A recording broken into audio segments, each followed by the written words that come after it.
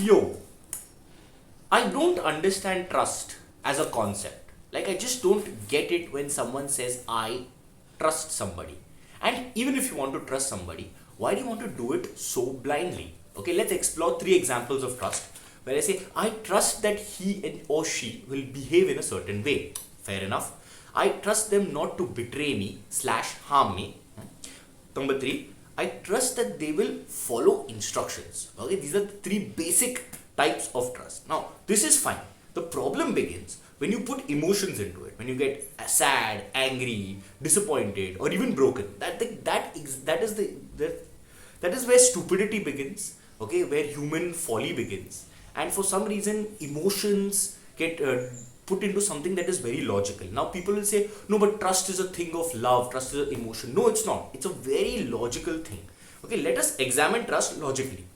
It's a kind of faith, right? You put faith, but faith in itself is a risk. You are risking your faith with someone, okay, and that person may or may not betray you, right? Now, the problem is you don't approach it like a risk because you have emotion for the person. But if you approach it logically, you must approach it logically because you love the person. Okay, if you put your emotion into that risk assessment, then you will automatically feel that this person is betraying you. But maybe the person made a mistake. It's possible that someone else did something to them, okay, was an influence on them to betray you. Maybe it wasn't entirely their fault, which is why you have to have due diligence, which is why when you're making a trust assessment, you have to put other things into this. Like, for example, if my mother asks me for money, right, and she asks me for a large sum of money, I'm going to make sure that she uses that sum of money to get what she wants. It's not that I don't trust her, okay, but what if someone else is threatening her or coercing her or getting her to do it? Okay, so we can look at these things. Like, for one, I have to make sure that no one's cheating her. Okay, I have to make sure that no one's coercing her. Okay, I have to make sure that she achieves all her goals, all the goals that she wants to achieve, and make maximum use of the money. Right? These are the four reasons I can think of doing due diligence before trusting even someone who I trust completely, like my mother. Right? So, even with someone you love, you have to make a trust assessment. You have to understand what they want, why they want something. Blindly trusting anyone will only help you break the relationship. Any kind of relationship, especially if it's love. Right? So, now the question is, what kind of trust exists? How much do you trust this person, and in what capacity? Like, do you trust them to save your life? Do you trust them to return your money? Okay, do you trust them to, I don't know, build you a cupboard? Or do you trust them to do maths for you? Right? If the situation requires. So you have to look at all these things objectively. And with each thing in your trust assessment, you have to make a percentage. So I'll give you an example of me, right? I will give my life for practically anybody because I don't give life a lot of value. So 100% of my friends can say that I will give my life for them. But only 2% of my friends can say that I will give them money because I value money. Why do I value money? Because it helps me live a good life and I don't want to live a subpar life. So trusting someone, like, just entirely with my money, right, it's very few people because they have given me so much that I don't even care that they betray me. But I want to also ensure that that money is put to good use and that no one else is influencing them. So that is how I function. So if someone looks at me and says, yes, this guy can give me money, there's a 70% chance that he'll give me money. But there's a 100% chance that he will give his life for me. So that is how you make an assessment. And then trust is across professions. Do you trust your carpenter to make your cupboard for you? Okay. Do you trust someone to put up your ceiling fan? Do you trust your builder that the building won't fall, etc.? So there are types of trust. You cannot have blanket trust. And people that assume that love and trust are going to be on the same thing, like if you love someone, you have to trust them, that is rubbish.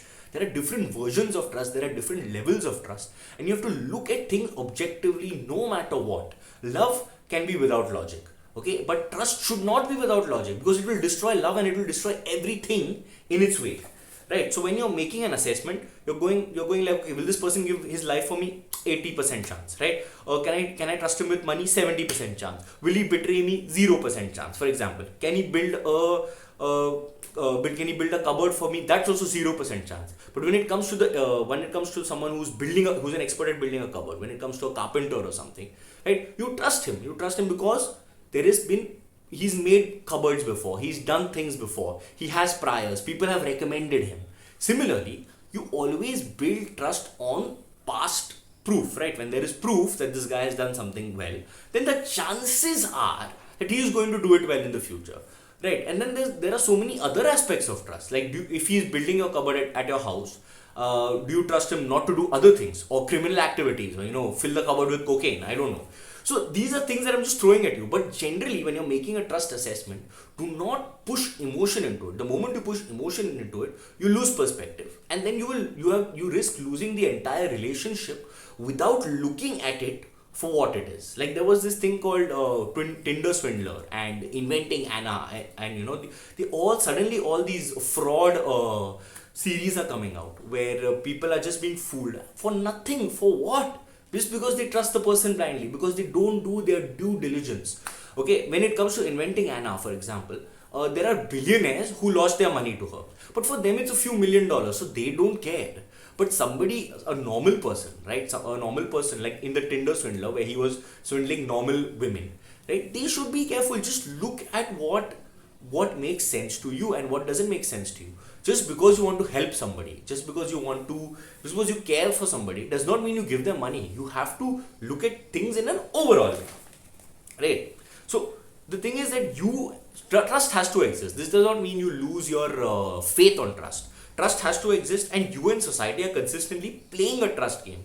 Okay, a person in power knows this. You don't know this. That is why you are being exploited. Okay, you don't look at things objectively and you look at them emotionally. That is why you are being exploited by everyone in power, everyone with money, etc. And that's it. Yeah, so basically the main things about trust is you have to make a trust assessment. Okay, you have to look at things objectively, stop putting emotions into it. Okay, and always look at past behavior. Like, always make a percentage assessment, because there is always a small percentage that someone may betray you, and it may not even be bad intentions. The road with hell is paved with good intentions. They may make a mistake, they may be coerced, they may be hurt into it, they may be forced into it. There are so many things that are happening. So look at all these things, especially with the people you love, if you want to keep that relationship, because trust is not something you can do blindly, no matter what.